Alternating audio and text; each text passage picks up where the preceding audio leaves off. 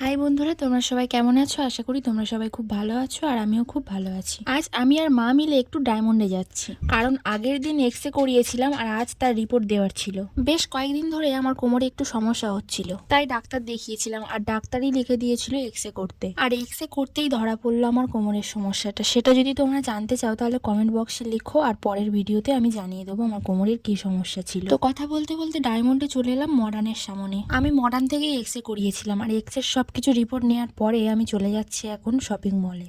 Shopping মলে আমার আর আমার হাজবেন্ডের দুটো সোয়েটার কেনা ছিল, আর মা কিনবে দিদির জন্য জুতো। যেতে যেতে মা বললো আমি লস্যি খাবো, তাই মাকে লস্যি খাওয়ালাম। তো আমরা শেষ পর্যন্ত এম বাজারে ঢুকে গেছি। এম বাজারের মধ্যে তিনটে বাজার আছে, একটা বাজার কলকাতা, এম বাজার আর ফ্যাশন, আর তার পাশেই আছে সেনকো। তো আমি আর মা যাচ্ছি বাজার কলকাতাতে। বাজার কলকাতাতে ঢুকতে না ঢুকতেই আমার হাজবেন্ড ফোন করলো যে তার সোয়েটারটা আগে কিনেছি কিনা। তো আমি তো কিনিনি, তাই ওর সোয়েটারটা আগেই কিনতে গেলাম। তো চারিদিকে ঘুরে ঘুরে দেখছি যে ছেলেদের সোয়েটার কোথায় আছে। তো একটা সোয়েটার নেবে, গেঞ্জি সোয়েটার আর একটা জ্যাকেট নেওয়ার ছিল। তো অনেকক্ষণ খোঁজার পরে চলে এসেছি ওর জ্যাকেটের কাছে। কোনো জ্যাকেটই আমার পছন্দ হয়নি, হলুদটা একমাত্র ভালো লাগছিল, কিন্তু হলুদ জ্যাকেট ওরা আছে তাই নিয়ে নিই।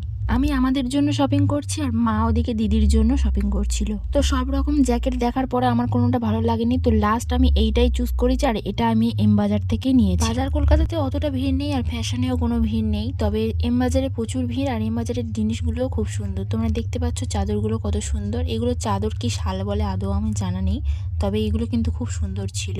তো এতগুলো দেখে তাক লেগে গেছে, শেষ পর্যন্ত আমি একটাও নিই। পাতলা ছিল যেটা স্টোলের মতো, আর এইগুলোর দাম ছিল 900, 1000 এইরকম।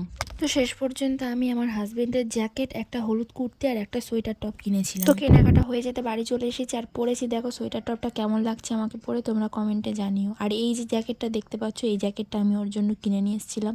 এটা পরে ওকে কেমন লাগছে তোমরা বলো। আর এর সঙ্গে ভিতরে যে গেঞ্জিটা দেখতে পাচ্ছ, ওটা একটা গেঞ্জি সোয়েটার, ওটা পরেও ওকে কেমন লাগছে বলো। তো সব কিছু কেনার পরে লাস্ট আমরা এই বডি লোশনটা কিনে নিয়ে এসেছি। তো ভিডিওটি ভালো লাগলে লাইক করে দিও।